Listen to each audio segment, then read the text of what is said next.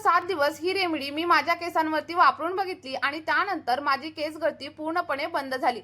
सुरुवातीला मला देखील अजिबात विश्वास बसत नव्हता, पण खरंच अगदी 7 दिवसांमध्येच केस गळती पूर्णपणे बंद झाली आणि त्यासोबतच केस वाढायला देखील सुरुवात झाली। जर तुमचे केस खूप जास्त डल असतील, झाडूसारखे दिसायला लागलेले असतील ना, तर या रेमेडीमुळे ते देखील सिल्की, शायनी आणि स्मूथ होण्यासाठी मदत होणार आहे। सोबतच तुमच्या केसांमध्ये व्हॅल्यूम येईल आणि केसांची लांबी देखील वाढण्यासाठी सुरुवात होईल। फक्त त्यासाठी तुम्हाला काय करायचंय, आपला हा व्हिडिओ शेवटपर्यंत बघायचा आहे आणि मी सांगितलेल्या पद्धतीने अगदी स्टेप बाय स्टेप फॉलो देखील करायचा आहे। आणि ज्या लोकांनी या रेमेडीचा वापर केलाय त्यांना खूप छान असे रिझल्ट भेटलेत आणि मी त्यांचे फीडबॅक देखील आपल्या या व्हिडिओमध्ये शेअर केलेले आहेत। तुम्ही पाहू शकता आणि अगदी बिनधास्तपणे आपली ही रेमेडी वापरू शकता। चला तर मग आपल्या रेमेडीला आपण सुरुवात करूया। तर बघा, आपली ही रेमेडी बनवण्यासाठी सगळ्यात अगोदर आपल्याला इथे रोजमेरीचा वापर करायचा आहे। आणि रोजमेरी ही एक नैसर्गिक वनस्पती आहे आणि ती आपल्या केसांसाठी एखाद्या वरदानासारखं काम करते। मी तर तुम्हाला सांगेल की रोजमेरी खरंच आपल्या केसांवरती जादू करते। जर तुमचे केस खूप जास्त प्रमाणावरती डॅमेज झालेले असतील ना, तर त्यांना देखील रिपेअर करण्याचं काम रोजमेरी करत असते। केस पातळ असतील तर त्याला देखील घनदाट बनवण्यासाठी रोजमेरीची हेल्प होत असते।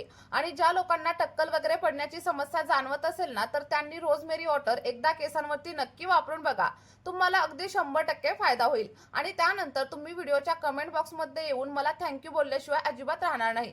बघा, बऱ्याच वेळा काय होतं, आपली जी टाळू असते म्हणजेच आपलं जे स्कॅल्प असतं ते अगदी ऑइली राहतं आणि सोबतच स्कॅल्पमध्ये घाण वगैरे साठते।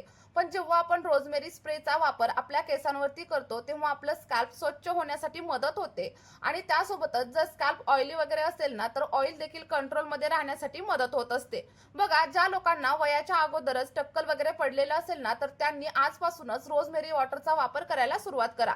आणि मी तुम्हाला सांगते की याचा वापर जर तुम्ही केला तर अगदी एका महिन्यामध्येच तुम्हाला नवीन केस यायला देखील सुरुवात होईल। आणि तुम्ही आता पाहत असाल की रोजमेरी वॉटर आता सध्याला खूप जास्त ट्रेंडिंग मध्ये आहे, कारण याचे रिझल्ट देखील खूप छान असे मिळत आहेत। पण आपल्याला मार्केटमधील रोजमेरी इसेन्शियल ऑइल किंवा मग रोजमेरी वॉटर अजिबात घ्यायचं नाहीये, तर तेच रोजमेरी वॉटर किंवा मग तोच रोजमेरी टोनर आज आपण घरी बनवणार आहोत।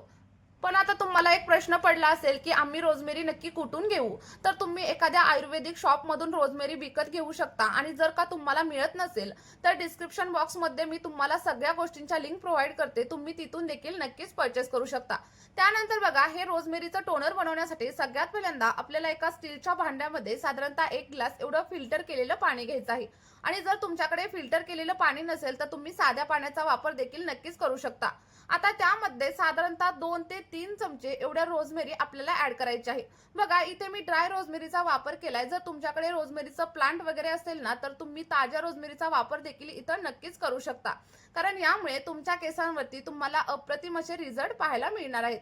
आता व्यवस्थित असं मिक्स करून घ्या आणि रोजमेरी पाण्यामध्ये ऍड केल्यानंतर आपल्याला याच्यामध्ये आणखी एक महत्त्वाचा असा घटक ऍड करायचा आहे, ज्यामुळे तुमचे केस खूप जास्त प्रमाणावरती सिल्की होणार आहेत, स्मूथ होणार आहेत आणि त्यासोबतच नैसर्गिक पद्धतीने काळे होण्यासाठी सुरुवात होणार आहे। बघा, दुसरा आणि सगळ्यात महत्त्वाचा असा घटक आपल्याला घ्यायचा आहे आणि ते म्हणजे जास्वंदाचं फूल। आता जास्वंदाचं फूल घेताना लक्षात ठेवायचं, तुम्हाला लाल रंगाचं जास्वंदाचं फूलच इथं वापरायचंय, कारण जेव्हा लाल रंगाच्या जास्वंदाच्या फुलाचा वापर आपण या रेमेडीमध्ये करत असतो तेव्हा आपल्या केसांना दुप्पट नाही तर 3 पट फायदे मिळत असतात। यामुळे आपले केस नैसर्गिक पद्धतीने शायनी आणि चमकदार होण्यासाठी हेल्प होते। आणि त्यासोबतच बघा, जास्वंदाच्या पानांमध्ये आणि जास्वंदाच्या फुलांमध्ये ओमेगा 3 फॅटी ऍसिड्स आणि सोबतच विटॅमिन्सचं प्रमाण देखील भरपूर असतं, ज्यामुळे आपली केस गळती देखील कमी होते आणि त्यासोबतच केस अगदी सिल्की आणि सॉफ्ट होण्यासाठी मदत होत असते। आणि जर तुमच्याकडे जास्वंदाची फुलं अवेलेबल नसतील तर तुम्ही जास्वंदाच्या पानांचा देखील वापर आपल्या या रेमेडीमध्ये नक्कीच करू शकता। त्यानंतर आता आपल्याला हे सगळं काही पाणी गॅसवरती ठेवायचं आहे आणि अगदी मीडियम टू लो फ्लेम वरती 10 ते 12 मिनिटं व्यवस्थित असं उकळवून घ्यायचं आहे। आता तुम्हाला प्रश्न पडला असेल की पूर्ण सिरम तयार झाले हे कसं ओळखायचं? तर बघा, जेव्हा आपण 10 ते 12 मिनिटं आपलं सगळं काही पाणी मीडियम किंवा मग लो फ्लेमवरती उकळतो तेव्हा पाण्याचा कलर हळूहळू चेंज होण्यासाठी सुरुवात होते। आणि सिरम रेडी झालंय हे कसं ओळखायचं याची आणखी एक पद्धत मी तुम्हाला सांगते। जर तुम्ही 1 ग्लास पाणी घेतलेलं असेल आणि ते अर्ध झालं तेव्हा समजायचं की आपलं सिरम पूर्णपणे रेडी झालेलं आहे।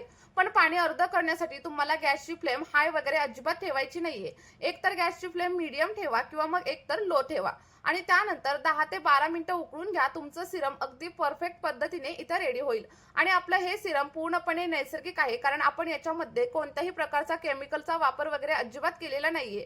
त्यामुळे याचे कोणतेही साईड इफेक्ट आपल्या केसांवरती अजिबात होत नाहीत. आपलं हे सिरम तुम्ही लहान मुलांसाठी देखील वापरू शकता, मुली वापरू शकतात, मुलं वापरू शकतात किंवा मग वृद्ध महिला, पुरुष देखील नक्कीच वापरू शकतात.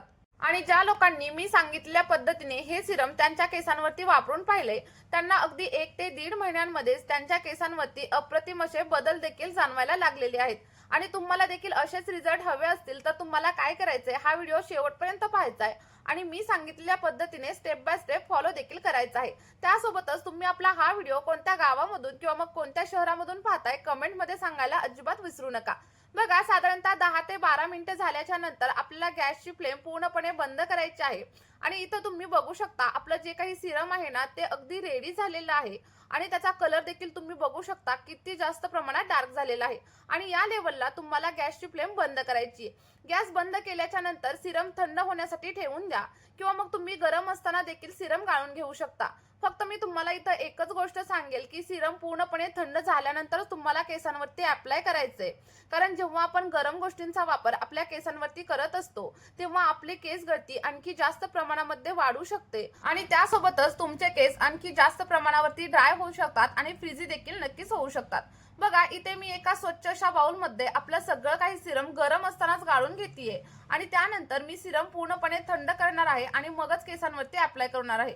बघा, गाळून झाल्याच्या नंतर तुम्ही तर बघू शकता सिरमचा जो काही कलर आहे ना तो किती जास्त डार्क झालाय आणि कलर पाहूनच तुम्हाला समजत असेल की हे सिरम आपल्या केसांवरती कशा प्रकारे काम करणार आहे. या सिरम मध्ये आपण कुठलंही केमिकल वगैरे अजिबात वापरलेलं नाहीये, त्यामुळे या सिरमला तुम्ही जास्त दिवसांसाठी स्टोअर वगैरे करू शकत नाही. तर एखाद्या काचेच्या जार मध्ये तुम्ही अगदी 2 ते 3 दिवसांसाठी हे सिरम फ्रीज मध्ये नक्की स्टोअर करून ठेवू शकता. आता तुम्हाला प्रश्न देखील पडलेला असेल की स्टोअर करण्याची पद्धत तर समजली, पण हे केसांवरती नक्की कशा प्रकारे अप्लाय करायचं, अप्लाय केल्याच्या नंतर केसांमध्ये किती वेळ ठेवायचं आणि त्यानंतर शॅम्पू वगैरे कशा पद्धतीने करायचा, तर सगळ्या काही गोष्टी मी व्हिडिओमध्ये पुढे तुमच्यासोबत शेअर करणार आहे. त्यामुळे तुम्ही इथेच व्हिडिओ सोडून वगैरे अजिबात जाऊ नका. बघा, इथे मी एक काचेचा जार घेतलाय आणि अशा प्रकारच्या जार मध्येच तुम्हाला सिरम स्टोअर करून ठेवायचं आहे. आता स्टोअर करण्याची पद्धत झाली. आता हे केसांवरती अप्लाय करताना तुम्हाला काय करायचंय, एखादी स्प्रे बॉटल वगैरे घ्यायची आहे आणि त्यामध्ये सिरम ट्रान्सफर करायचं आणि त्यानंतर केसांवरती अप्लाय करायचं. आणि जर का तुमच्याकडे स्प्रे बॉटल नसेल तर एखाद्या कॉटन बॉलच्या साहाय्याने किंवा मग हाताच्या साहाय्याने देखील तुम्ही हे सिरम तुमच्या केसांच्या मुळांवरती नक्कीच अप्लाय करू शकता. अप्लाय केल्याच्या नंतर अगदी 2 ते 3 मिनिटं हलक्या हाताने तुम्हाला मसाज करायचा आहे. जास्त प्रेशर वगैरे अजिबात द्यायचं नाहीये आणि त्यानंतर कमीत कमी 2 तासांसाठी हे सिरम तुम्हाला केसांवरती असंच ठेवायचंय. आणि या सिरमचा वापर तुम्ही आणखी एका पद्धतीने करू शकता. जर तुम्हाला मेहंदी वगैरे लावायची असेल ना तर तुम्ही या सिरम मध्ये मेहंदी भिजवा आणि त्यानंतर केसांवरती अप्लाय करा. बघा, तुम्हाला खूप छान असे रिझल्ट मिळणार आहेत. आणि बघा, जसं की मी तुम्हाला सांगितलं सिरम कमीत कमी 2 तास केसांवरती तसंच ठेवायचं आणि त्यानंतर एखाद्या माइल्ड शॅम्पूने किंवा मग केमिकल फ्री शॅम्पूने तुम्हाला हेअर वॉश करायचं आहे. चला तर मग मी सांगितलेल्या सगळ्या काही टिप्स आणि ट्रिक्स तुम्ही फॉलो करा आणि आपलं हे सिरम फक्त 1 महिन्यासाठी केसांवरती वापरायला सुरुवात करा. तुम्हाला खूप छान असे रिझल्ट मिळणार आहेत आणि मिळालेले रिझल्ट कमेंटमध्ये माझ्यासोबत शेअर करायला अजिबात विसरू नका. या व्हिडिओमध्ये इथेच थांबूया. Bye bye.